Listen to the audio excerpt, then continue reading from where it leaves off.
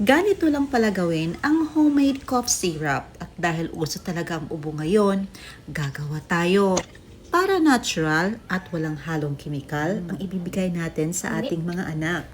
Sa recipe ito, gagamit tayo ng kalamansi, pwedeng lemon, onion, garlic, ginger, at hiwain lang natin ito. Sa lemon naman or kalamansi, sinama ko ang balat nito dahil may taglay itong compound na mabisang nagpapagaling sa ubo. Sa ating lagay, gagamit tayo ng glass bottle. At pure honey ang ating gagamitin. Inuna natin ang kalamansi na may halong balat. Sinunod natin ang sibuyas, ang luya, at saka ang garlic.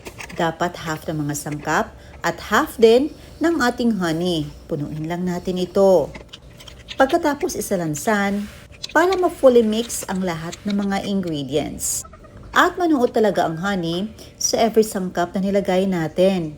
Takpan na natin ito at isok ng 24 oras or 24 hours. At ito na po ang ating homemade cough syrup na nagpapagaling sa ubo natin. Natural at organic pa. Ito, nilagay lang natin sa loob ng chiller at let it rest for 24 hours to ferment. After 24 hours, ready na para ibigay sa ating mga anak na may ubo. 1 tablespoon twice a day para sa aking 10 years old na anak.